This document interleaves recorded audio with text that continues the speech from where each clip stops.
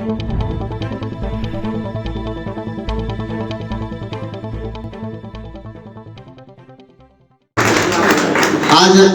हमारे बीच मौजूद हैं बीएन मंडल विश्वविद्यालय के डिप्टी रजिस्ट्रार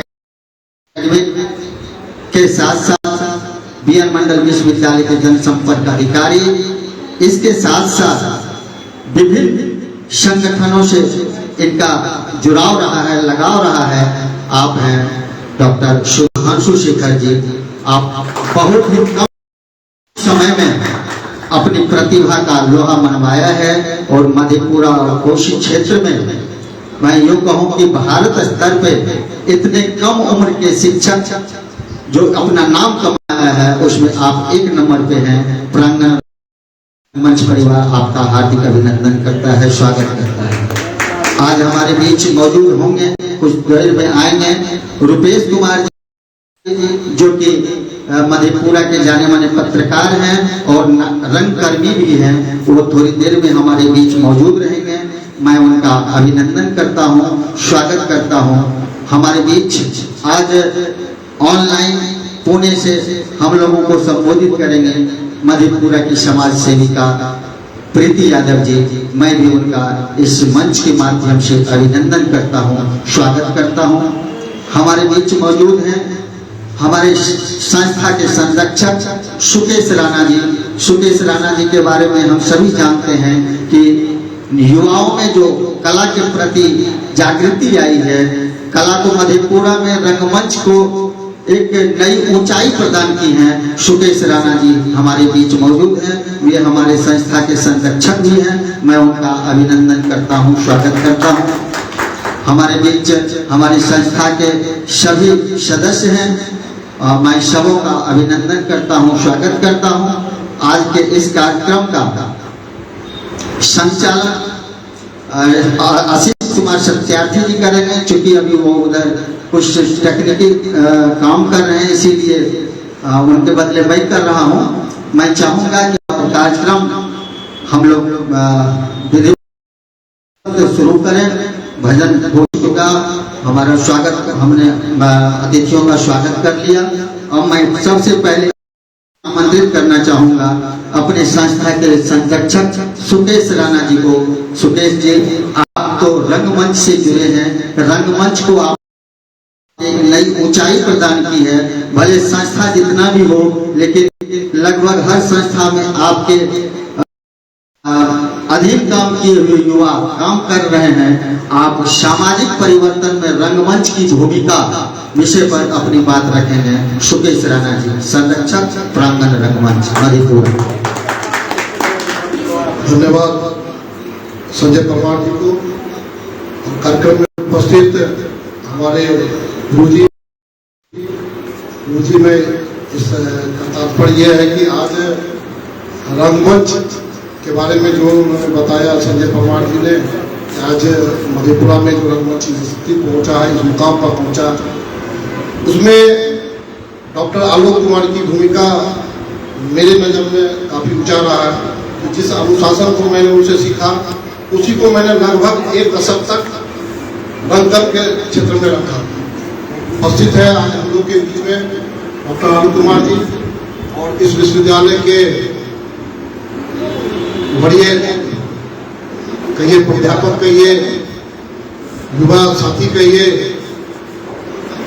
एक साहित्यकर्मी कहिए, और विश्वविद्यालय में एक भी आदमी काम कर रहे हैं।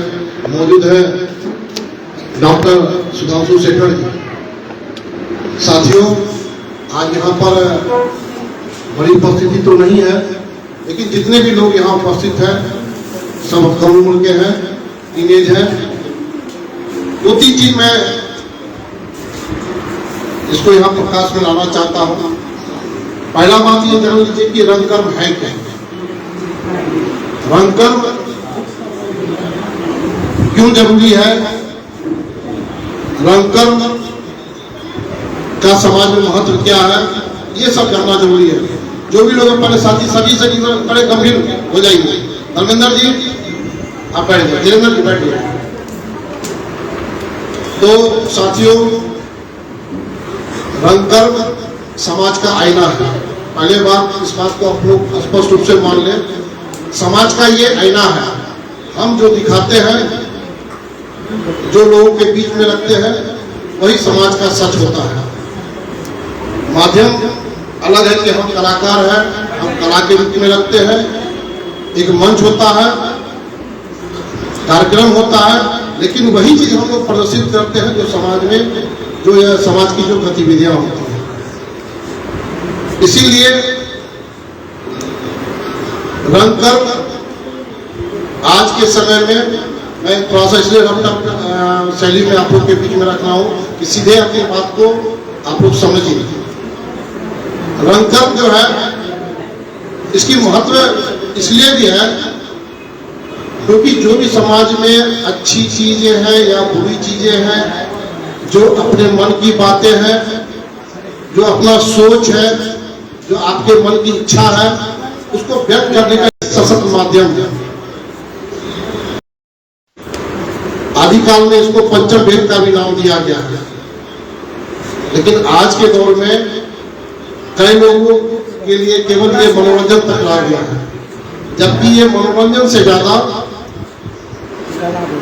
समाज का वो चेहरा है, वो समाज का वो दर्पण है जो हमेशा सच को सामने लाता है। मैं सभी युवा साथियों से कहूंगा कि आप लोग रंगकर्म को सामाजिक गतिविधियों का हिस्सा बनाइए, सामाजिक आंदोलन का हिस्सा बनाइए।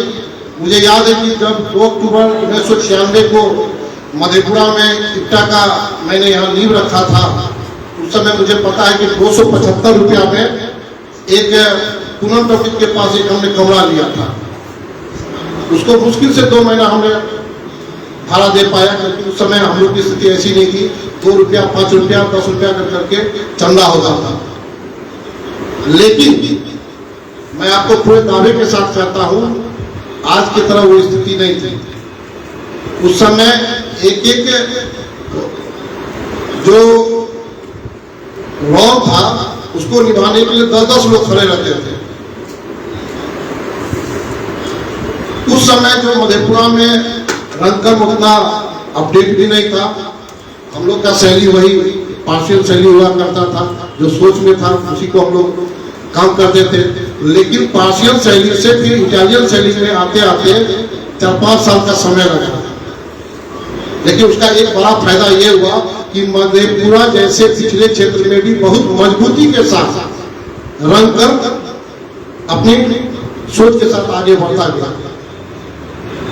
इट्टा के बाद समरिया आया, प्रांगण रंगमंच है अभी, और जो क्या क्या नाम है अभी, जैसे कुछ और नाम कुछ ध्यान में नहीं आ रहा, कुछ और भी यहाँ पर हमारे संगठन सक्रिय रूप से काम कर रहे हैं। सबका सोच और मंशा लगभग एक ही तरह का है कि रंगकर्म करना। लेकिन मैं आप लोग को मैं बता देता हूँ, मेरी और एक सुझाव भी है कि रंगकर्म हर समय निस्वार्थ रूप से, गैर राजनीतिक होकर और सही मन से करना ही बेहतर रंगकर्म है। एक सबसे दुखद बात है, मैं जो सीधे अभी समकालीन परिस्थिति उसको मैं रख रहा हूँ, मैं अक्सर देख रहा हूँ जो भी सरकारी कार्यक्रम है, वहां क्या देख रहे हैं कि जो जज हो रहे हैं, ऐसे लोग जज बन रहे हैं जिनको रंगकर्म से कोई लेना देना नहीं है। कभी एक नाटक भी नहीं किए हैं, कभी उन्होंने मंच पर कदम भी नहीं रखा रंगकर्म के मंच पर। उनको क्या किया गया है, निर्णायक मंच पर निर्णायक की भूमिका में उसको रख दिया गया। ये दुखद है, क्योंकि एक रंगकर्मी, एक कलाकार ही एक कलाकार का जजमेंट कर पा सकता है, उसके कला को परख सकता है। इस मामले में भी हम सभी कलाकारों से निवेदन करेंगे कि इसके लिए एक माहौल बनाए, प्रशासन को अवगत कराए, विभिन्न जो संस्था संगठन उसको अवगत कराए कि भाई आप लोग कार्यक्रम कराते हैं तो रंगकर्म मंच पर चाहे उसकी निर्णायक उसी लोग को रखे जो इससे जुड़े हुए हैं। आप संगीत का कार्यक्रम हो, सुगम संगीत हो, वहां आप किसी के व्यापारी को या व्यवसायी को या और किसी अन्य क्षेत्र से जुड़े हुए लोग को रख दिया, उसके नजर में क्या होता है, कोई बात नहीं रखे। धीरेन्द्र को वही परख सकता है जिसको संगीत का ज्ञान हो।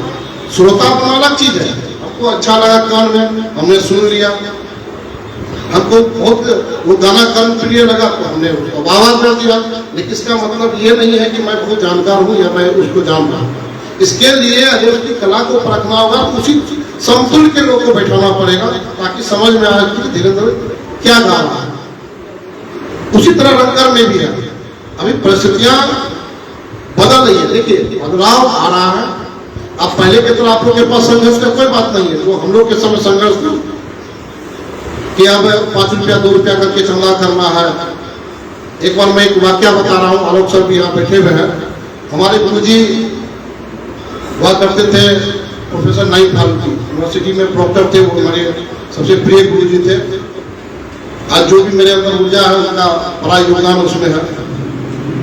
तो एक बार यहाँ डीएम साहब थे, नाम नहीं बताएंगे हम। उस डीएम साहब को उन्होंने कहा कि सर ये लड़का लोग है, एक कार्यक्रम करना चाहता है 3 दिवसीय राज्य स्तरीय, सो कृपया इसमें आप ज्यादा सहयोग कर दें। देखिए मैं इस संदर्भ को इसलिए रख रहा हूँ क्योंकि आप लोग के लिए जानना जरूरी है। मैंने 10 दिन डीएम साहब के कहने पर, क्योंकि जिनका इस लड़कों में परिचय कराया, 10 दिन मेहनत करने के बावजूद भी हमारे पास 10 से 12,000 रुपया 15,000 रुपया की जरूरत है। जब 4 दिन बचा तो हम फारूकी साहब को फोन के बाहर थे वो कि सर हमारे पास पैसा नहीं आया। बोले कैसे नहीं हो रहा है तुम लोगों को पैसा? जब डीएम साहब कह दिए, सारे लोगों को कह दिए, फिर तुम लोगों को क्यों नहीं हो रहा है पैसा? डीएम साहब को भी आश्चर्य हुआ। जब पता चला कि मामला कहाँ फंसा हुआ, तब पता चला उनको कि ये लोग तो कहीं गए 200, 100, 300 रुपया करके चले आए। तो ये वो रंगकर्मी का इनोसेंसी था कि हम लोगों ने रंगकर्म को व्यवसाय नहीं बनाया, रंगकर्म को अपने हित के आधार पर नहीं तय किया था। रंगकर्म को हम लोगों ने एक उसके विकास के लिए किया। यही कारण है कि एक मजबूत नींव जो तैयार हुआ, उसी का देन है कि आज विभिन्न संगठन मधेपुरा में काम कर रहा है। अगर हमने ही अगर उस समय शुरुआती दौर में गलत स्टेप उठाया था तो आज रंगकर्म उसी समय धाराशायी हो गया था। और सभी युवा से फिर कहूंगा कि देखिए पार्ट टाइम जॉब का रिजल्ट पार्ट टाइम जैसा होता है, अब फुल टाइम जॉब का रिजल्ट फुल टाइम जैसा होता है। मैंने जितने दिन काम किया, बस 1 दशक काम किया, 96 से लगता है कि नहीं, क्षमा कीजिएगा 1 दशक नहीं, लगभग 5 साढ़े 5 साल मैंने सक्रिय रूप से काम किया। तब मुझे लगा कि मैं अब इस स्थिति में नहीं हूँ कि रंगकर्म को कोई मजबूत दिशा दे सकता हूँ, क्योंकि दूसरे को भी मौका मिलना चाहिए। और मेरा तो मानना है कि रंगकर्म हो या साहित्य हो या कला हो या किसी चीज में बीच बीच में कंपेयर करने का मौका दीजिए उसको। अगर वो कह रहा है कि मैं बहुत अच्छा हूँ, ठीक है, आप भी आगे बढ़िए, हम आपके पीछे चलते हैं। तो इससे क्या होगा, 2 चीज आपको एनालिसिस करने का मौका मिलता है, आपको समझने का मौका मिलता है, अपने अंदर सुधार का भी मौका मिलता है। तो ये सबसे महत्वपूर्ण चीज है।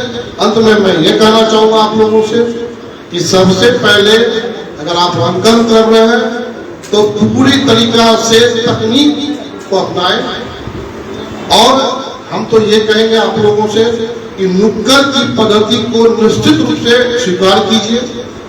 मंच इतना प्रभावी आज भी नहीं है क्योंकि मंच कुछ लोगों तक सीमित है, लेकिन अगर नुक्कड़ की पद्धति हम अपनाते हैं उसमें बड़े थोड़ा तालमेल हो सकता है, क्योंकि अब नुक्कड़ का मतलब है सीधे नुक्कड़ नाटक करना। एक होता है कि किसी नुक्कड़ स्थान पर, नुक्कड़ नुमा स्थान पर, जैसे किसी फील्ड पर, वहाँ 2 दिवसीय कार्यक्रम कीजिए, 3 दिवसीय कार्यक्रम कीजिए, तो वहाँ आम लोगों की सहभागिता बहुत इजी वे में होती है। क्योंकि हमारा पहला मकसद होना चाहिए ज्यादा से ज्यादा लोग उसको देखें, और नाटक भी इतना प्रभावी होनी चाहिए ताकि आम लोग सीधे उससे जुड़ सके। बस इतना ही कहना चाहूंगा। धन्यवाद।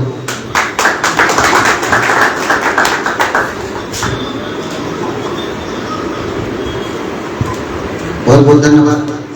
आज के अब मंच संचालन के लिए मैं आमंत्रित करता हूँ प्रांगण रंगमंच की बेहतरीन कलाकार शिवांगी गुप्ता जी को। शिवांगी गुप्ता जी सिंहेश्वर से हैं और सिंहेश्वर में प्रांगण रंगमंच का जो संगठन खड़ा हुआ है, मजबूत संगठन खड़ा हुआ है, इसमें शिवांगी गुप्ता और शिवानी अग्रवाल जी का बहुत महत्वपूर्ण स्थान रहा है। आज इस कार्यक्रम में मैं इन दोनों का अभिनंदन करता हूँ, स्वागत करता हूँ। आगे के संचालन के लिए शिवांगी गुप्ता आप माइक पर।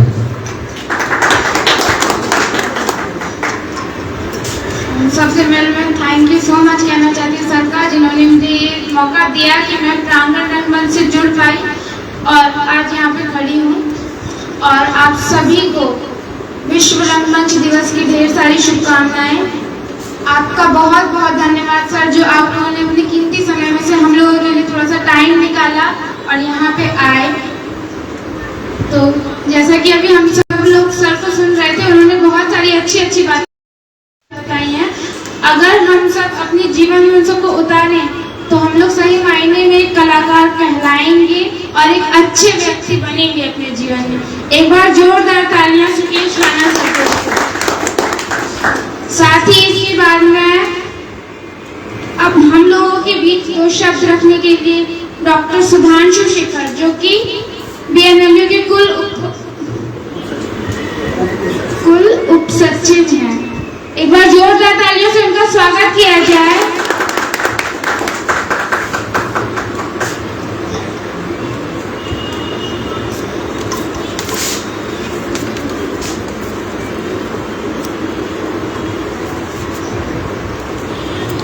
आज के इस कार्यक्रम की अध्यक्षता कर रहे प्रांगण रंगमंच के सम्मानित अध्यक्ष मेरे बड़े भाई डॉक्टर संजय परमार जी, कार्यक्रम के मुख्य अतिथि एवं मुख्य वक्ता मेरे बड़े भाई समाजशास्त्र विभाग पार्वती साइंस कॉलेज के विभागाध्यक्ष और जाने माने रंगकर्मी समाजकर्मी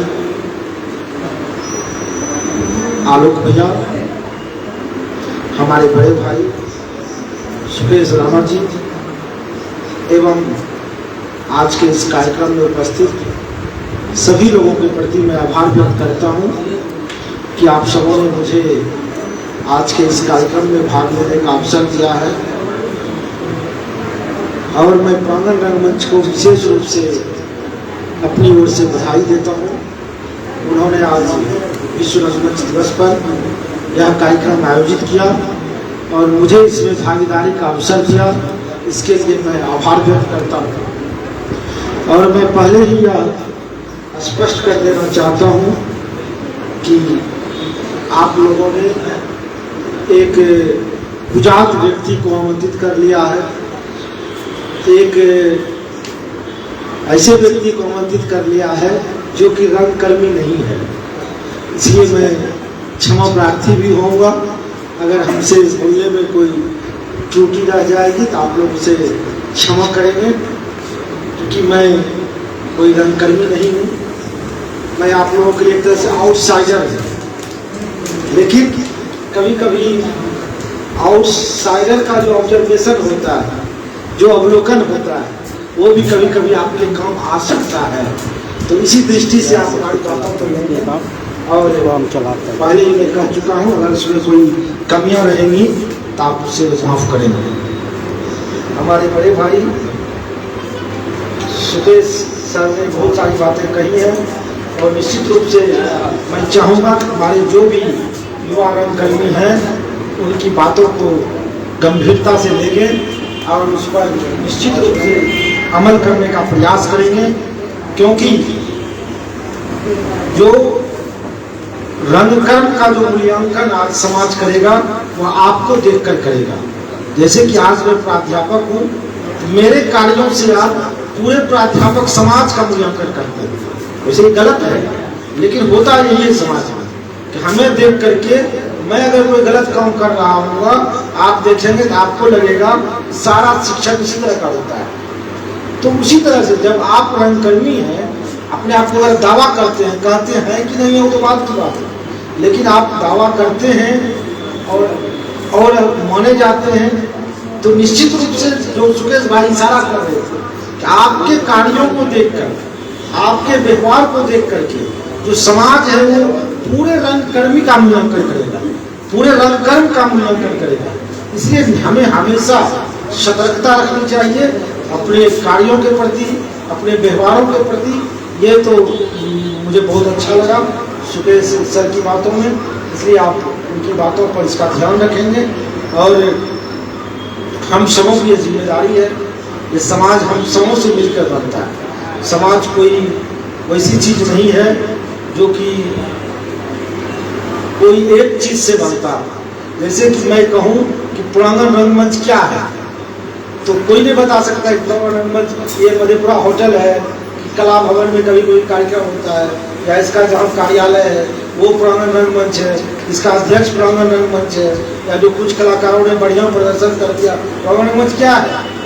वो एक अमूर्त चीज होती है, वो सभी चीजों से मिलकर एक उसका एक बनता है। आपके कार्य से, आपके व्यवहार से एक छवि बनती है लोगों के मन में, आपका एक इमेजिनेशन बनता है। वो उसी तरह से समाज भी व्यक्तियों से बनता है। व्यक्ति जैसे होते हैं समाज भी धीरे धीरे विशाल बन जाता है, वही व्यक्ति से ही समाज बनता है। खैर ये सारी बातें तो मैंने सुकेश सर की बातों को सुन करके अभी जो मेरे मन में आई वो मैंने आप सबसे कहा। लेकिन मैं कुछ बातें जब हमें हमारे बड़े भाई संजय कुमार जी ने यह दायित्व दिया तो मैंने सोचा कि मैं क्या बोलूं। तो आज सुबह मैंने कुछ पॉइंट्स सोचे कि मुझे ये बोलना चाहिए। एक तो पहली बात यह है कि जैसा कि मैंने कहा कि मैं आप लोगों के लिए आउटसाइडर, वो निश्चित रूप से सही है, क्योंकि जो आप सक्रिय रूप से जो रंगकर्मी आप जुड़े हुए हैं, जो टेक्निकल टर्म में जिसको हम लोग रंगकर्म कहते हैं, जिसको हम लोग रंगकर्मी कहते हैं, वो मैं नहीं हूँ। लेकिन जब आप व्यापक रूप से देखेंगे तो पूरी कोई भी व्यक्ति सब कोई रंगकर्मी है, क्योंकि ये संसार ही एक रंगमंच है, आप लोग सभी जानते हैं। और एक टू जेड व्यक्ति सभी रंगकर्मी है, सभी अपनी अपनी भूमिकाओं को किसी न किसी रूप में निभा रहा है। तो सवाल यह है, जब सभी रंगकर्मी है तो फिर मेरे में और आप में अंतर क्या है? यही सबसे महत्वपूर्ण बात है। तो अंतर यह है कि जो अन्य लोग हैं वो अप्रशिक्षित रंगकर्मी हैं। हम क्या कोई अन्य लोग जो रंगकर्म कर रहे हैं या अपनी भूमिकाएं जो परिवार में, समाज में, विद्यालय में, महाविद्यालय में, विश्वविद्यालय में निभा रहे हैं, तो जैसे तैसे अपने मन में जो भी आया, हो सकता है कि हम आपसे अच्छी भूमिका निभा रहे हैं, लेकिन हम अप्रशिक्षित हैं। लेकिन आप अगर रंगकर्मी के क्षेत्र में आ रहे हैं तो आप प्रशिक्षित रंगकर्मी के रूप में आपकी एक अलग भूमिका होगी, जिसके तरफ हमारे सुकेश सर की सलाह कर रहे थे। उसके जो टेक्निकल टर्म्स हैं, उसके जो सिद्धांत है, और रिसर्च की भाषा में कहिए उसकी जो मेथोलॉजी है, वो आपको समझ में आनी चाहिए। जरूरी नहीं कि उसका वो पालन करना, उसके लीप पर ही चलना, उन सिद्धांतों पर ही चलना जरूरी नहीं है, लेकिन उसकी समझ आपको जरूर होनी चाहिए। आप हो सकता है लीक को तोड़ेंगे, आपका ही एक सिद्धांत बन जाएगा, आपके नाम से ही एक रंगकर्म का एक भाग निकल जाएगा, वो आपकी उपलब्धि होगी। लेकिन बिना उस सिद्धांत को जाने आपने मैं एक सुर नया ही सुर दे दिया, बिना उस सुर को जाने ये आपकी उपलब्धि नहीं होगी। इसलिए मैं ये चाहूँगा सबसे बड़ी बात जो है कि वो डिफरेंस दिखना चाहिए। मैं अगर रंगकर्मी हूँ टेक्निकल टर्म में, तो एक प्रशिक्षित रंगकर्मी के रूप में आपके पास वो चीज दिखना चाहिए, और वो प्रशिक्षण धीरे धीरे होगा। मैं सुकेश सर जैसे लोगों से, आलोक सर जैसे लोगों से, जो लोग पहले से रंगकर्म से जुड़े हुए हैं, जिन्होंने यहाँ रंगकर्म को स्थापित किया है, अब ठीक है विभिन्न कारणों से अलग अलग क्षेत्रों में कार्य कर रहे हैं, लेकिन इनके अंदर आज भी वो जज्बा है, आज भी कहीं कहीं कसक है कि यहाँ रंगकर्म आगे बढ़े। इसलिए आप लोगों को चाहिए कि इन लोगों की ऊर्जा को अपने साथ मिलाइए, और इन लोगों से समय समय पर प्रशिक्षण वो कार्यक्रम आयोजित होने चाहिए, ताकि हमारे जो युवा हैं उनका एक प्रशिक्षण हो और वे अच्छे रंगकर्मी के रूप में वो आगे आ सके, और हमारे उसी क्षेत्र का, हमारे पूरे बिहार का आगे नाम हो। ये मैं पहली बात कहना चाहता हूँ। और हम लोग विश्वविद्यालय से जुड़े हुए हैं, निश्चित रूप से विश्वविद्यालय को भी इसमें पहल करनी चाहिए। लेकिन आप जानते ही हैं कि हमारा जो विश्वविद्यालय सिस्टम है, हमें यह स्वीकार करने में कोई गुरेज नहीं है कि यहाँ कोई भी निर्णय लेने में काफ़ी समय लगता है। हमारे कई रंगकर्मी साथी लंबे समय से प्रयास कर रहे हैं कि यहाँ पर नाट्यशास्त्र, पत्रकारिता, इन तमाम चीज़ों की पढ़ाई हो। हम लोग भी उससे जुड़े हुए हैं, लेकिन फिर भी वह शुरू नहीं हो पा रहा, उसमें समय लगता है। लेकिन मैं विश्वविद्यालय की ओर से आप लोगों को इतना जरूर आश्वस्त करना चाहता हूँ समय चाहे जितना भी क्यों ना लगे, लेकिन विश्वविद्यालय प्रशासन प्रतिबद्ध है इसके लिए। आज और कल निश्चित रूप से बीएन मंडल विश्वविद्यालय में पत्रकारिता की और संगीत एवं नाट्य शास्त्र की पढ़ाई शुरू होगी। यह विलंब जरूर है, लेकिन इसमें कोई बाधा नहीं है और हम लोगों की मंशा में कहीं कोई कमी नहीं है। भले हम सक्षम नहीं हो पा रहे हैं, यह बात जरूर है, लेकिन हम दिल से ऐसा चाहते हैं।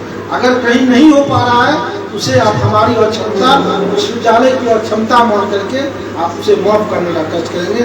दरअसल बात यह हुई है कि पिछले कुछ दिनों में हमारे कई विश्वविद्यालयों में कई तरह के कोर्स बिना सरकार और राजभवन की अनुमति के शुरू कर दिए थे, जिसके कारण बहुत सारा प्रॉब्लम खड़ा हुआ पूरे बिहार में विश्वविद्यालयों में और विद्यार्थियों में। इसलिए आजकल सरकार और राजभवन ने काफी सख्त नियम कर दिए हैं किसी भी कोर्स को खोलने के लिए। उसके पहले एक बहुत लंबी चौड़ी प्रक्रिया कर दिया है। इसके कारण ये कोई गलत स्टेप नहीं मिल जाए, इसके कारण विलंब हो रहा है। लेकिन आप लोगों की शुभकामनाओं से निश्चित रूप से वह आज न कल विलंब है, लेकिन वो शुरू होगा। मैं आप लोगों को विश्वविद्यालय की तरफ से इस बात का आश्वासन देता हूँ। और विशेष रूप से हमारे माननीय कुलपति महोदय जो हमेशा छात्र हित के लिए चिंतित रहते हैं, उनके नेतृत्व में निश्चित रूप से उनके कार्यकाल में यह शुरू हो पाएगा, मेरा यह विश्वास है। तो मैं ये आपको कहना चाहता हूँ। और दूसरी बात, मैं आप सबों को यह कहना चाहता हूँ, जैसा कि आप सबों ने कहा और आप सभी जानते हैं, ये दुनिया ही एक रंगमंच है और हम सभी कलाकार हैं। अब इसमें बात यह है कि दो तरह की चीज़ें होती हैं। एक तो है कि लेखक और निदेशक वो स्क्रिप्ट और भूमिकाएं हमारी तय करता है। तो फिर सवाल यह उठता है कि कौन महत्वपूर्ण है, लेखक और निदेशक या वह कलाकार जो अपनी भूमिका निभाता है। तो अगर सब कुछ पहले से ही लेखक और निदेशक के द्वारा पूर्व नियोजित है, पूर्व निर्धारित है, तो फिर कलाकार का भूमिका कौन हो जाता है। एक तरह के इस तरह के विचारक हैं, बहुत सारे फिलोसफर्स हुए हैं जो यह मानते हैं दुनिया जो है उसे ईश्वर ने बनाई है और ईश्वर ने ही हम लोगों की सभी भूमिकाएं तय कर दी हैं। कौन अच्छा होगा, कौन बुरा होगा, इन तमाम चीज़ों को ईश्वर ने पहले से ही निर्धारित कर दिया है। जैसे कि डायरेक्टर तय कर देता है कौन हीरो बनेगा और कौन विलन बनेगा। तो अगर अमरीश पुरी ने किसी फिल्म में किसी लड़की के साथ कुछ कर दिया या किसी का मर्डर कर दिया, तो अमरीश पुरी की तो कोई गलती नहीं है, उसको बेचारे को वही रोल मिला ही था। एक तरह के विचारक यह है। दूसरे तरह के लोग हैं बहुत सारे, जिनका यह कहना नहीं है। संसार में जो है व्यक्ति तो जन्म लेता है सभी, लेकिन वो अपनी भूमिका खुद तय करता है। यह रंगमंच तो है, लेकिन इसका स्क्रिप्ट जो है पहले से निर्धारित नहीं है कि हम क्या करेंगे। अब सुधांशु शेखर प्रोफेसर बनेगा कि पत्रकार बनेगा कि रंगकर्मी बनेगा कि पीआरओ बनेगा, ये भगवान तय नहीं करते हैं, बल्कि सुधांशु शेखर खुद तय करता है। उस तरह के विचारक जो हुए हैं, उस तरह के दार्शनिक जो हुए हैं, वो यह मानते हैं। लेकिन दोनों विचारों में कुछ न कुछ कमियां हैं, क्योंकि मनुष्य अपने से सब कुछ निर्धारित नहीं कर सकता है। और दूसरी बात क्या है, अगर हम पहले से ही मान लें कि सब चीज़ ईश्वर ने ही बना दिया है, तब फिर हमारे कार्यों का, हमारे कर्मों का कोई महत्व ही नहीं रह जाएगा। तब हम उचित करते हैं, हम अनुचित करते हैं, इसका कोई मूल्य ही नहीं रह जाएगा। तब अगर हम भ्रष्टाचार भी करते हैं, हमको तो ईश्वर ने ही कहा था, तो मेरी इसमें गलती क्या है। तो सवाल यह है कि तब सही दृष्टि क्या हो। तो एक तीसरी दृष्टि, एक तीसरी सोच आती है कि रोल तो ईश्वर ने ही दिया है, मैं डायरेक्टर ही स्क्रिप्ट और भूमिका तय करता है, लेकिन उस भूमिका को किस रूप में आप निभाते हैं यह आप पर निर्भर करता है। तो आप देखते होंगे किसी किसी हीरो को, कभी कभी हम तो फिल्म बहुत कम देखते हैं, लेकिन फिर भी हम बोलना चाह रहे हैं, कभी कभी देखते हैं जो हीरो हमेशा रहता है, लेकिन किसी फिल्म में उसको निगेटिव रोल मिल जाता है। नहीं, जैसे मनोज वाजपेयी मिला, वो हत्या मुंह में यही नाम आ रहा, वो देखिएगा क्या करेगा कि निगेटिव रोल को इतना शानदार कर देता है कि लगता है कि हीरो भी उसके सामने में गौन हो गया।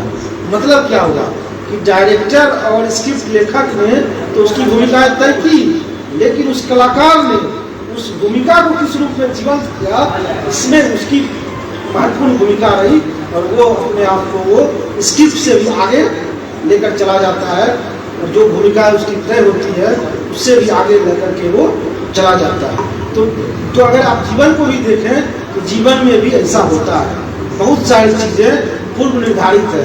आप किस देश में जन्म लेंगे, किस स्थान पर जन्म लेंगे, किस जाति में जन्म लेंगे, ये आपके बस में नहीं है, लेकिन उसके बाद आप क्या करेंगे यह तो आपके बस में है।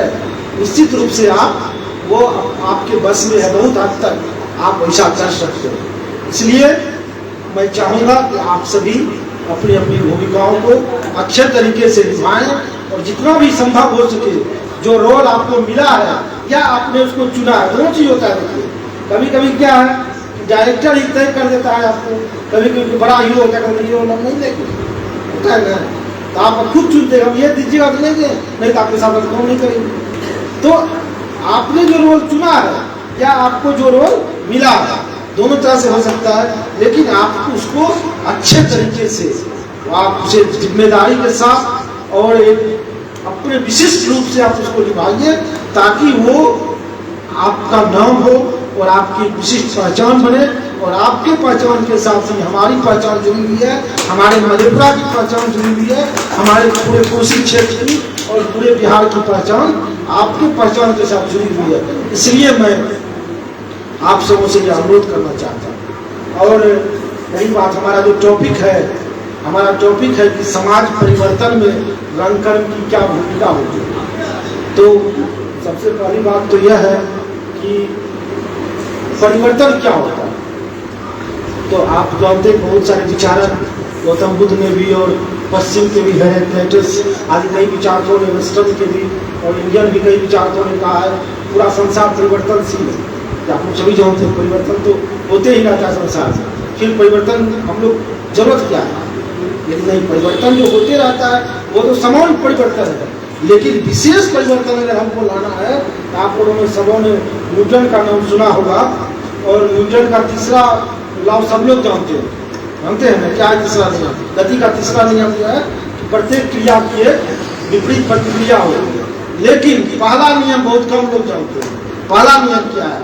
गति का 3 सिद्धांत है, तो तीसरा सिद्धांत हम लोग सब जान लेते हैं, प्रत्येक क्रिया की विपरीत एवं समान प्रतिक्रिया होती है। उर्दू मारा था, हम उसको मारेंगे, हम लोग उसको इस अर्थ में लेते हैं, लेकिन उसका पहला नियम जो है, गति का पहला नियम बहुत ही महत्वपूर्ण है, इसे हम लोग भूल जाते हैं। लेकिन मैंने 10वीं क्लास में उसको याद किया था और आज तक मुझे वो याद है।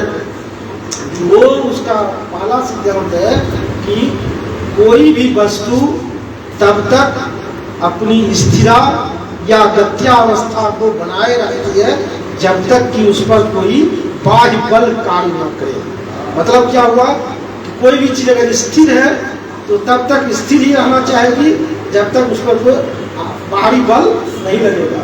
कोई गतिशील है तो तब तक गतिशील ही रहेगा जब तक उस पर कोई बाह्य बल नहीं लगेगा। जैसे कि मोबाइल यहाँ पर रखा हुआ है तब तक वो वहीं रखा रहेगा, अपने मन से मोबाइल उछल करके किसी के पास नहीं चल जाएगा, इसका अपना मर्जी नहीं है, तभी जाएगा जब इस पर कोई बल लगेगा।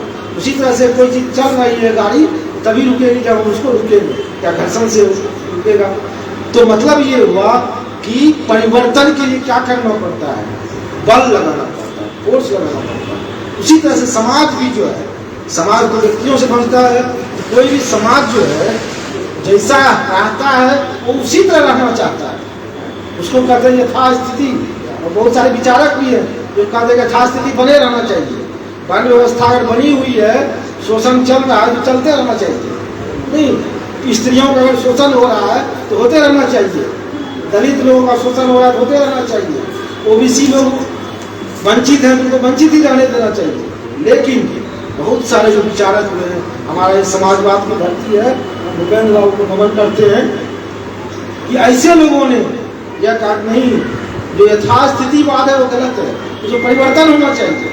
नहीं, हजारों साल से जो चीजें चली आ रही है जिसका हमको समाज को नुकसान हो रहा है, उन तमाम चीजों में परिवर्तन होना चाहिए। समाज में परिवर्तन बहुत जरूरी है। परिस्थितियों के साथ समाज बदला है, स्थिति बदली है, तो उसमें परिवर्तन होना चाहिए। तो परिवर्तन कैसे होगा?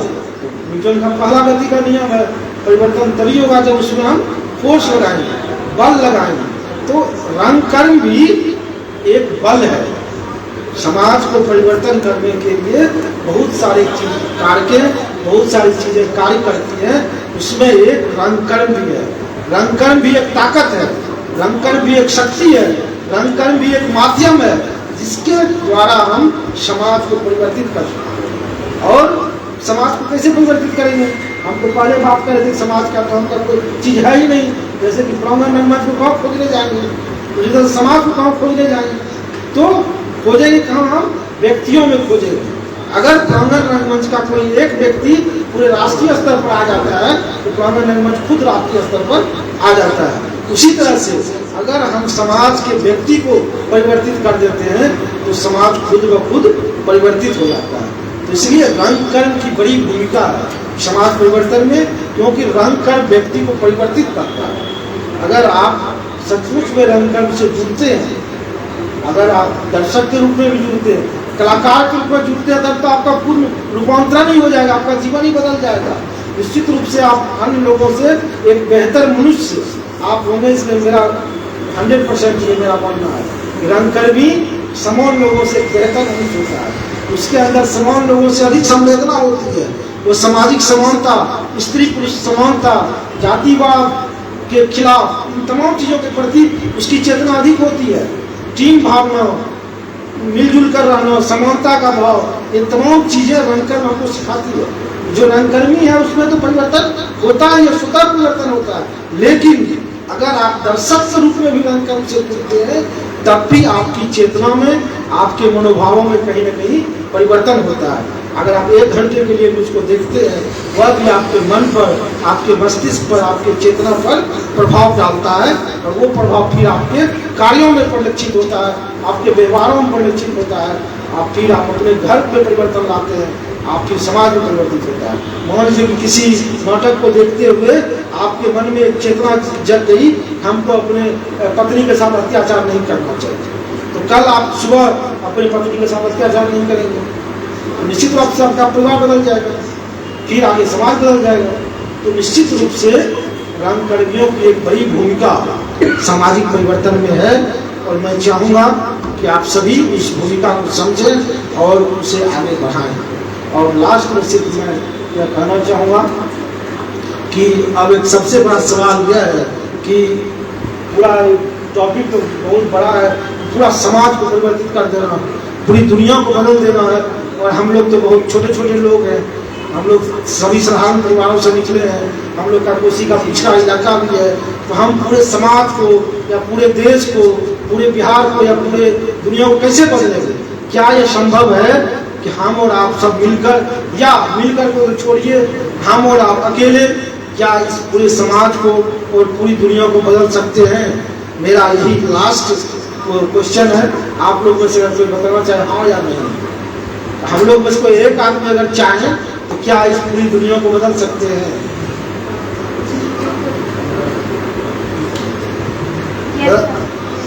कैसे बदल सकते हैं?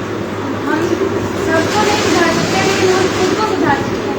जब हम अपनी सुधार करेंगे तो हमें देख के दूसरे लोग अपने आप में सुधार करेंगे। ये ठीक कह रही है, लेकिन मेरा दूसरा कहना है कि एक तो क्या कहना, अगर हम खुद बदलेंगे, हमको देख के दूसरा लोग बदलेगा, ये दूसरा लोग नहीं बदला तो नहीं बदले तो हम तो सुधर बदलाव के लिए प्रयास करना पड़ता है।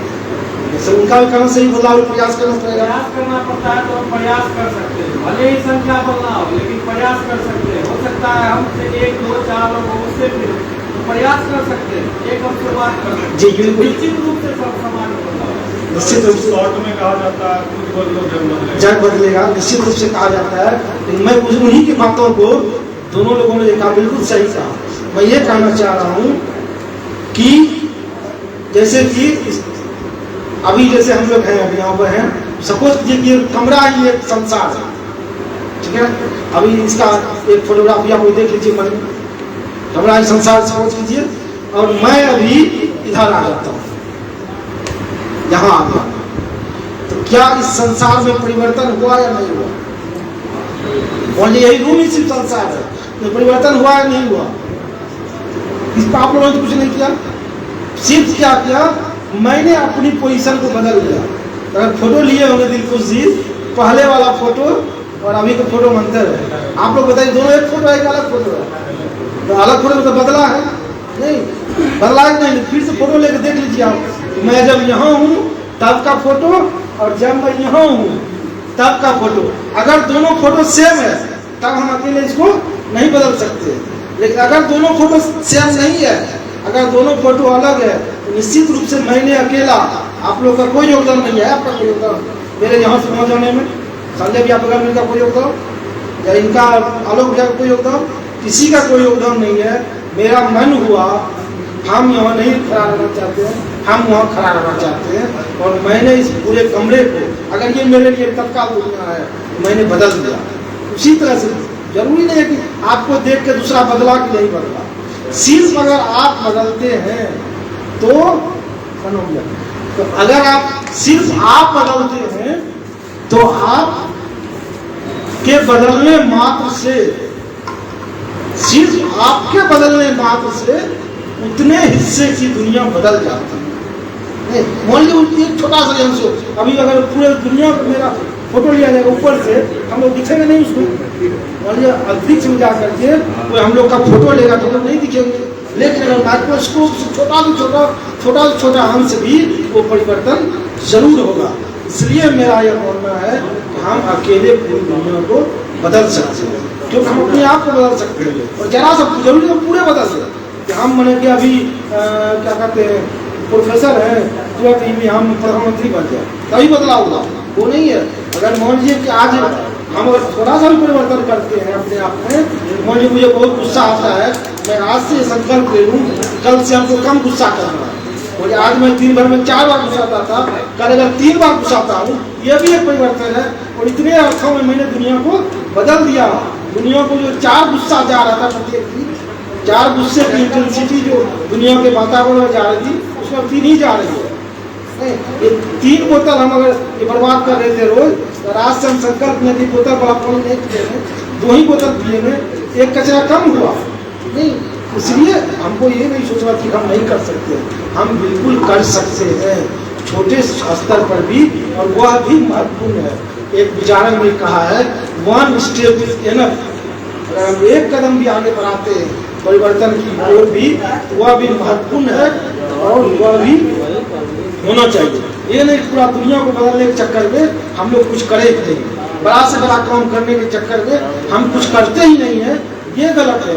कि बड़ा आयोजन करना है, विश्व रंगमंच है, एकदम पूरा एकदम 1000 लोग को बुला करके नाच गाँव से मुंबई से कलाकार बदला होगा ही नहीं। अगर छोटा सा भी आयोजन, आज एक ही आदमी, हम मैं ही सिर्फ अगर ऑनलाइन खड़ा होकर के विश्व रंगमंच पर 4 शब्द बोल देता हूँ, तो वह भी एक कार्यक्रम होता है, और उसका भी उतना ही महत्व है, उसका महत्व कहीं से कम नहीं है।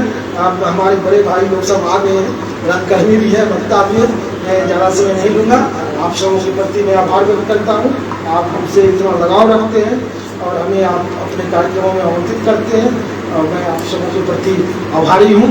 और मैं आप सबों के अंदर मैं अपना ही चेहरा देखता हूँ, और मुझे लगता है कि जो काम मैं नहीं कर पाया वो आप लोग कर रहे हैं, इसलिए आपको मैं अपने आप से विशिष्ट मानता हूँ, और आपके बीच आकर के मुझे बहुत अच्छा लगता है।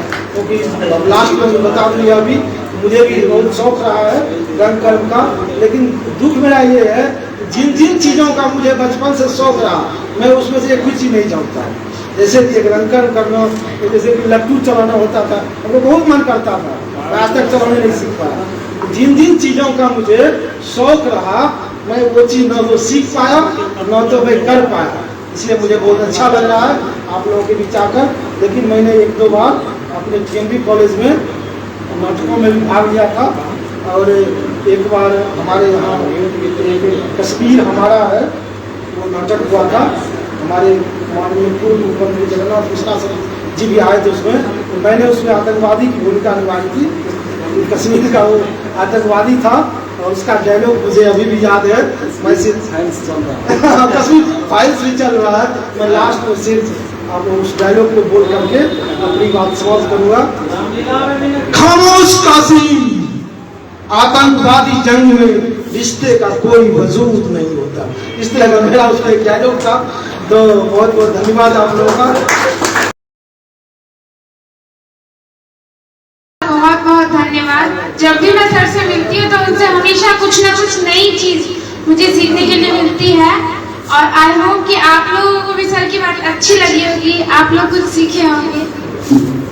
और उसके बाद जैसा कि हम सभी जानते हैं कि रुपेश कुमार सर किसी पहचान के मोहताज नहीं है, लेकिन फिर भी बता देती हूँ कि रुपेश कुमार सर पत्रकार रह चुके हैं प्रभात खबर में। इसके अलावा sir Singheshwar kids world school के प्रधानाध्यापक भी हैं।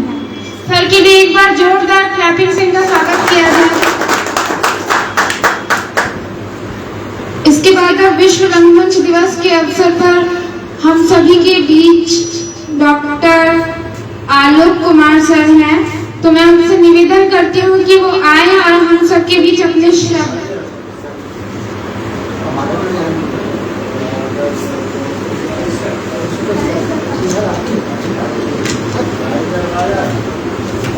और हम सभी के बीच छात्र नेता माधव कुमार जी हैं, उनका जोरदार तालियों से स्वागत करें। और सर से आग्रह है कि वो एक बार यहाँ आ जाएं।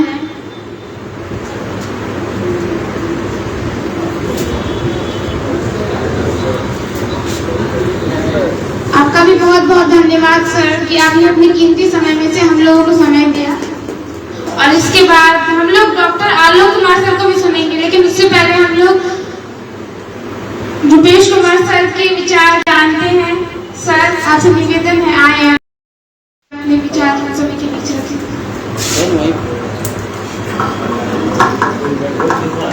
बहुत बहुत धन्यवाद। माइक कौन है ये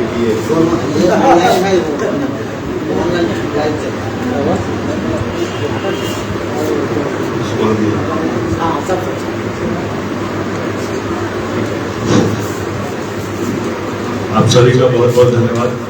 प्रांगण रंगमंच के इस कार्यक्रम में मुझे बुलाने के लिए मैं आप सभी का तहे दिल से शुक्रिया अदा करता हूँ। परमार जी का, जी और दिलकुश जी और जो कोई भी प्रांगण रंगमंच के सदस्य हैं, सबका आभार। ये बहुत ही अच्छा लगा मुझे कि आज विश्व रंगमंच दिवस है और इस मौके पर एक कार्यक्रम का आयोजन हुआ। होना तो चाहिए था बहुत बृहद कार्यक्रम, क्योंकि मधेपुरा में कई नाट्य संघ सक्रिय हैं, कई ग्रुप हैं, तो सबको मिलाकर एक सब आते, एक साझा विचार होता, इस पर बातचीत होती तो और अच्छा होता। क्योंकि रंग कर्म जो है वो उसमें विचार का समावेश जितना ज़्यादा होगा, जितने शिक्षा का समावेश जितना ज़्यादा होगा, वो अपने जो भी उद्देश्य है उसको पूर्णता कर पाएगा। ये मेरा ऐसा मानना है। खैर, इस जो आयोजन का स्वरूप है इसमें तो मुझे लगता है कि दरी बिछा दी जाती है और हम लोग भी नीचे पाथी मार के बैठे होते और बात करते तो और मजा आता, तब इसका एक स्वरूप अलग आता है। लेकिन परमार जी का ये बहुत प्रयास है, तो मैं इसकी सराहना करता हूँ। रंगमंच के बारे में दो चार बातें। आप सभी रंगकर्मी हैं, रंगकर्म से जुड़े हुए हैं। सुकेश जी हमारे बहुत पुराने संवदिया ग्रुप चलाते थे, चल रहा है इनका। और अमित अंशु है मेरे सामने, अमित जी, अमित आनंद जी, इनको शुरू से देख रहा हूँ मैं यहाँ, और भी कुछ लोग हैं। रंग मतलब जब जिस मूड से आया था लगा था कि अच्छी बातचीत होगी, लेकिन ठीक है कोई बात नहीं, मुख्तर ही सही।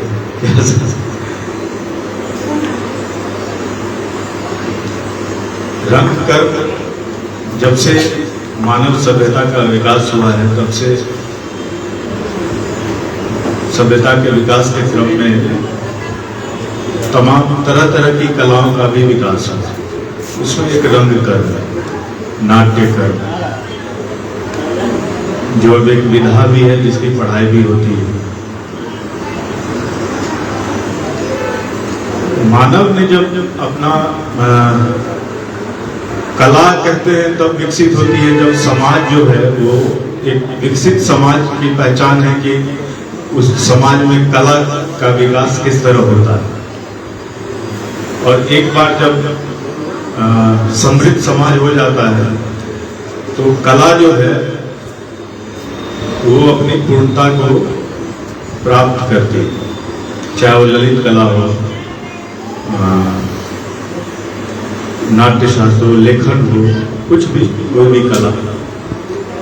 और ये भी है कि नाटक एक ऐसी विधा है जिसमें संगीत, लेखन, अभिनय, इन तमाम और जो मानव जीवन है, इन सब को जब मिला देते हैं तब एक नाटक का जन्म होता है, नाटक विधा का जन्म होता है। इसमें संगीत भी उतना ही जरूरी है, गीत भी उतना जरूरी है, और जो मन, जो साइकोलॉजी, ह्यूमन साइकोलॉजी, वो जब इन सब चीजों के साथ कदम ताल करता है तब एक नाटक का जन्म होता है। तो सामाजिक परिस्थिति के अनुसार हमारा जो है साइकोलॉजी चेंज होता रहता है। जो विषय है सामाजिक परिवर्तन में रंगमंच की भूमिका। रंगमंच का जो जन्म ही हुआ वो सामाजिक परिवर्तन को बताने के लिए हुआ, ऐसा मुझे लगता है। क्योंकि जब आज ईसा से 400 साल पूर्व जब भरत मुनि नाट्य शास्त्र को लिख रहे थे, वो उसके बारे में पूरा नाट्य शास्त्र को शास्त्रीय पद्धति से लिख रहे थे। जब वो रस की बात कर रहे थे कि कितने तरह के रस होते हैं, नाट्य शास्त्र की परिभाषा क्या होती है, दशम रूपक क्या होता है, भाव क्या होता है, अनुभाव क्या होता है, संचारी भाव क्या होता है, तो वो एक तरह से अभी जो सर यूनिवर्सिटी में पढ़ाते हैं साइकोलॉजी, वो तमाम बात करते हैं भाव अनुभाव, और जो रस उत्पन्न होता है, मानव विचार कैसे उससे बदलता है, तत्कालिक तौर पर क्षण क्षण कैसे बदलता है, फिर एक स्थायी भाव कैसे आ जाता है। तो ये एक नाट्य शास्त्र एक कंप्लीट साइंस है, मुझे ऐसा लगता है। जो भी नाट्य शास्त्र को अगर उसको अगर गहराई में जाएंगे तो वो समझ पाएंगे कि कितनी बड़ी चीज है, कितनी चीजें हैं इसमें, कितनी बातें हैं। ईसा से 400 पूर्व पहले भरत मुनि नाट्य शास्त्र लिख रहे थे। आज हम जर्नलिज्म से जुड़े हुए हैं, जर्नलिज्म की पढ़ाई की है माकरला चतुर्वेदी भोपाल में। तो हमारा एक विषय था संचार, कम्युनिकेशन। तो कम्युनिकेशन किससे कम्युनिकेशन? पहला कम्युनिकेशन खुद का खुद से कम्युनिकेशन, दूसरा एक व्यक्ति से कम्युनिकेशन, तीसरा कुछ लोगों से कम्युनिकेशन, और चौथा पूरे विश्व से संवाद, जन संवाद जिसे कहते हैं, मास कम्युनिकेशन जिसको कहते हैं। और कम्युनिकेशन क्या है? पहले तो कम्युनिकेशन की प्रक्रिया जब शुरू होती है तो खुद से खुद का संवाद होता है, बेसिक बात है। और यही नाट्य शास्त्र में होता है, पहले खुद से खुद का संवाद होता है। आप जो बात कहने जा रहे हैं नाटक के थ्रू, नाटक के जरिए कैसे कहेंगे? पहले आप खुद कन्विंस होंगे, उसके बारे में जानेंगे, समझेंगे, फिर आपका मन होगा कहने का, तब आपके अभिनय में वो बात आ पाएगी। जब आजादी से पहले लखनऊ में एक नाटक होता है नील दर्पण, एक नाटक का आयोजन होता है, उसका नाम है नील दर्पण। वो किसानों के विद्रोह के बारे में बात करता है, आजादी से पहले की बात है, 1800 कुछ में। और उसके बाद उस नाटक पे बैन लगा दिया जाता अंग्रेजों के द्वारा। यही नहीं, पूरी अंग्रेज सरकार एक बिल ले आती है, एक एक्ट ले आती है उसके खिलाफ, नाटक के प्रदर्शन के खिलाफ नाटक प्रदर्शन नियंत्रक एक्ट लागू करती है। उसमें ये है क्या कि आप कोई भी नाटक जब आप प्रदर्शित करेंगे या दिखाएंगे तो पहले सरकार को दिखाना होगा, सरकार उससे सहमत होगी, उसके बाद ही आप उस नाटक को प्रदर्शित कर सकते हैं, अन्यथा आप मंचन उसका नहीं कर सकते। तो नील दर्पण एक ऐसा नाटक था जिसने अंग्रेज सरकार को हिला दिया।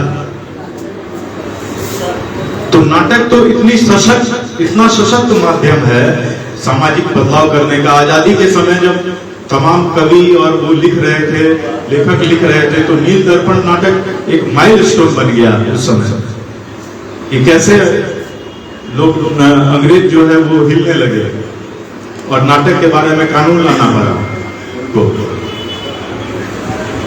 उसके बाद तमाम तरह की जो नाटक पे प्रतिरोध लग गया।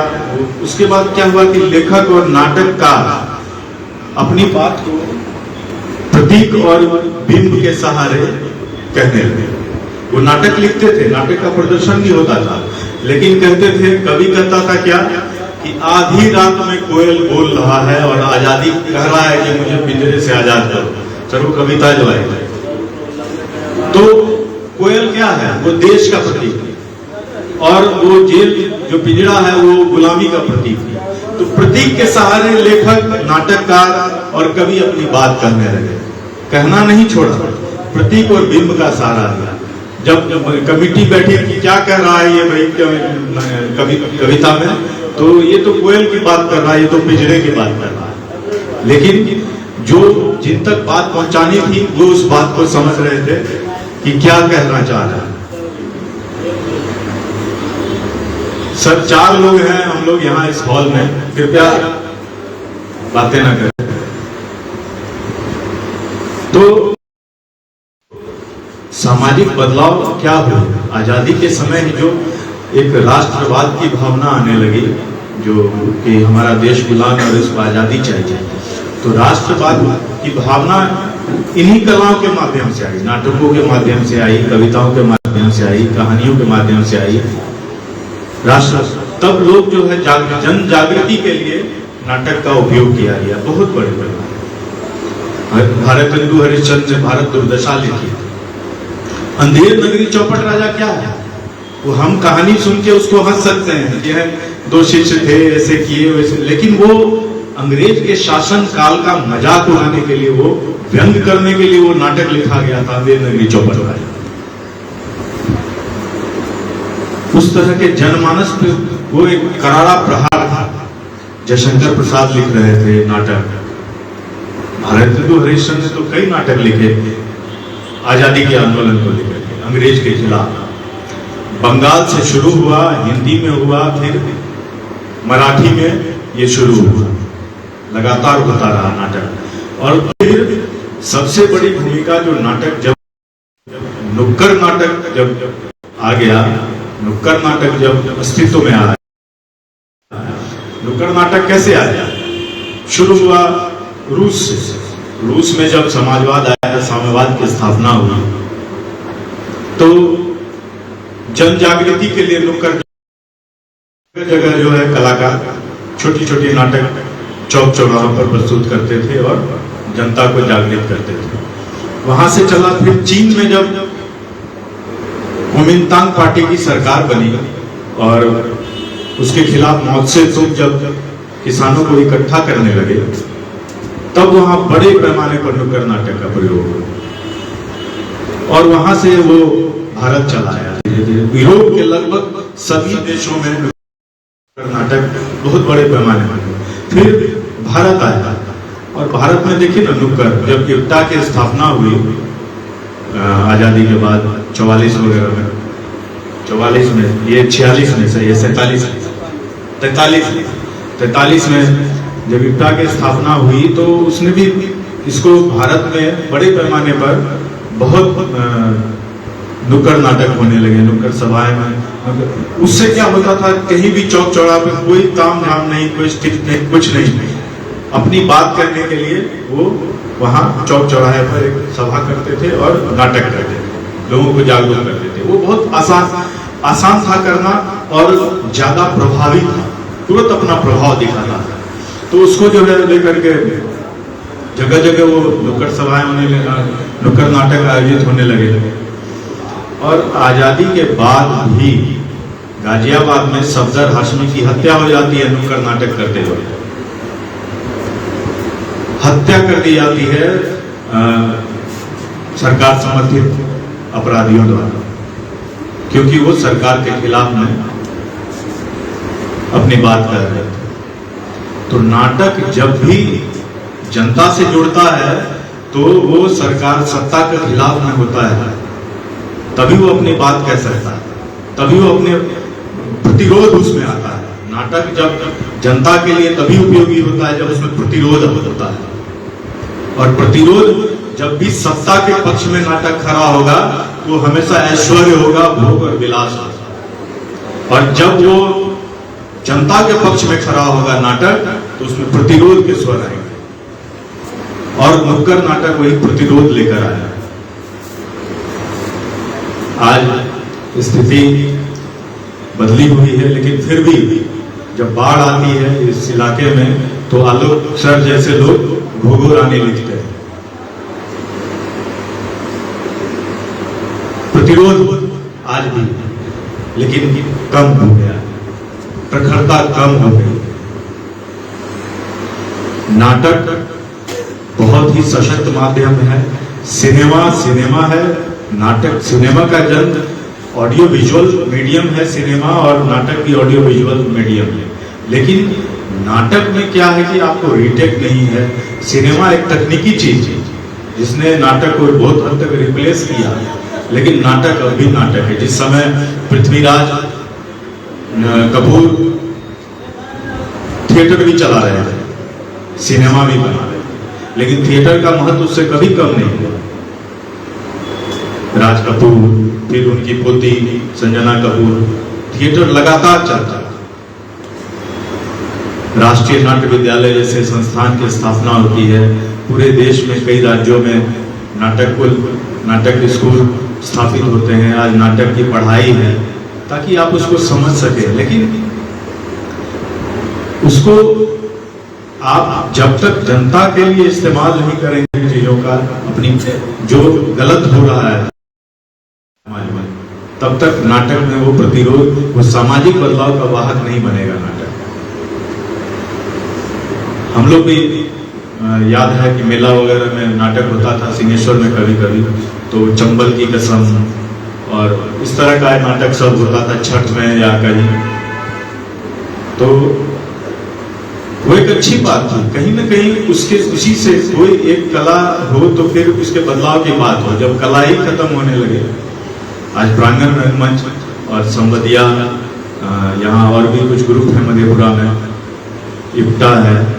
इप्टा तो जो नाम था, जो स्थापना हुई थी, अब वो कहीं नहीं रह गया। बहुत दुख की बात है कि जो एक संस्कार होता क्या है कि जब संस्थाएं चलती हैं तो उसमें संस्कार और उसके जड़ का होना बहुत जरूरी है।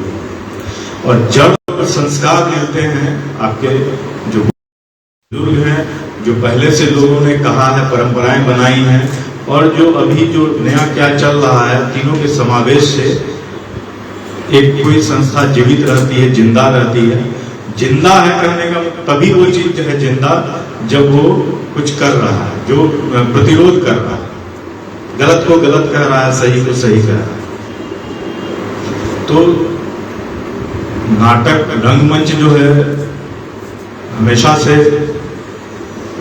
जब इसका जन्म हुआ तो भारत में एक काल ऐसा भी था जब पारसी थिएटर का बोलबाला था। पारसी थिएटर क्या था? वो संवाद को डायलॉग्स जो डिलीवर करते थे तो बहुत वो लाउडली करते थे, उसमें थोड़ा एक्स्ट्रा नाटकीयता का गुण होता था। पारसी थिएटर जो है जब धीरे धीरे पारसी थिएटर के जरिए ही कहीं ना कहीं एक्चुअल जो थे यथार्थवाद, नाटक में जो यथार्थवाद आया, वो प्रतिरोध जब नाटक में आया तभी उसमें यथार्थवाद आया। और नील दर्पण एक ऐसा ही नाटक था जो यथार्थवाद की शुरुआत भी उसने की। मतलब अब क्या है कि पारसी थिएटर में कोई बात पूरी नाटिकता के साथ करते थे, नाच के, गा के, जोर से बोल के। और यथार्थवाद क्या है, जैसे है एक्चुअल, जैसे हम बात करते हैं वैसे अब स्टेज पर नाटक भी होने लगे। उसमें उसी तरह के का दृश्य का मंचन होने लगा, ऐसे डायलॉग लिखे जाने लगे और डायलॉग डिलीवरी होने लगी जैसा हम लोग सामान्य भाषा में बातचीत करते हैं। उसका फूट हुआ है उसमें। तो सामाजिक बदलाव का तो वाहक नाटक हमेशा से रहा है और नाटक बहुत ही सशक्त माध्यम है। नाटक में संगीत का होना उतना ही जरूरी है, साहित्य का होना बहुत जरूरी है। तमाम विधाओं को मिला करके नाटक का जन्म होता है। इसलिए नाटक अकेला सिर्फ ये नहीं कि हम अभिनय कर लेते हैं तो हम नाटककार हो गए, नहीं। लिखा, उसमें स्क्रिप्ट जिसने लिखा, उसमें संगीत किसका है, और सबसे बड़ी बात है कि कम्युनिकेशन जो बात आती है ना, ये भी कम्युनिकेशन का एक माध्यम है। कम्युनिकेशन क्या है? कम्युनिकेशन है एक व्यक्ति का संवाद दूसरे तक पहुंचे और वो संवाद पूरी तरह पहुंचे, इसका फीडबैक भी मिल जाए, तब कंप्लीट कम्युनिकेशन। जैसे हमने धीरेन्द्र जी से कोई बात कही है और धीरेन्द्र जी उस बात को पूरी तरह समझकर